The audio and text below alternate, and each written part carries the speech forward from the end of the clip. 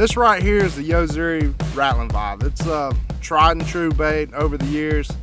I've been throwing it since I could walk pretty much. It's one of the baits that keeps catching fish, man, and it's going to keep catching them. It's one of the finest rattle baits there is on the market.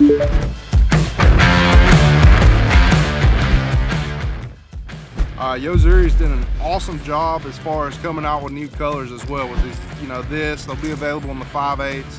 Awesome colors, man. Without a doubt, the greatest rattle bait ever made. Yo-Zuri has made their name on this. I've cut a ton of checks on these. Been a lot of tournaments won on this bait throughout the years, and again, they've got a bigger one. I hope I'm fishing the Bassmaster Classic spring of 20, throwing this somewhere on Lake Guntersville. Absolutely love it. There's not a better spring big bass bait than the Rattlin Vibe.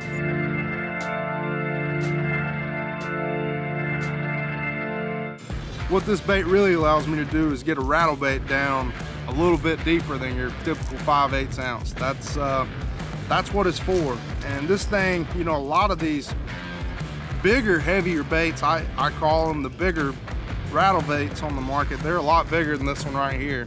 I think this right here is going to be the ultimate tournament bait, fish catching bait, and Yo-Zuri's done an awesome job of doing what all the pro staff asked for as far as the colors, man. I couldn't be happier with the color selection that we have coming out in this, as well as the 5/8 ounce Vibes.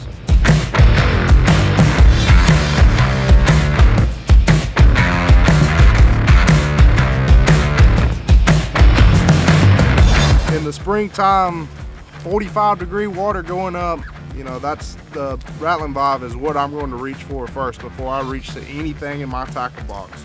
This bait right here, I really love ripping it through, hydrilla, milfoil, any kind of underwater vegetation.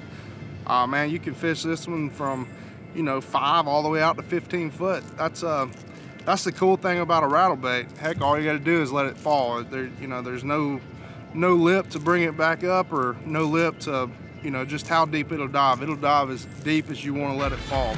Typically, depending on how deep I want this, if I'm throwing this bait in, say, 3 foot of water, I'm going to put a heavier fluorocarbon on there, usually a 20-pound fluorocarbon. But for me, it's always 16-pound Yo-Zuri top knot for the most part. Most of the retrieves that I do with this thing's either just a straight retrieve, slow is usually the deal, but sometimes they want it burnt. You've got to figure that out on the lake. Another thing I like to do is throw it out, and this thing will shimmy down to the bottom and rip it up, and that'll really get a reaction strike when they're not wanting to bite very well.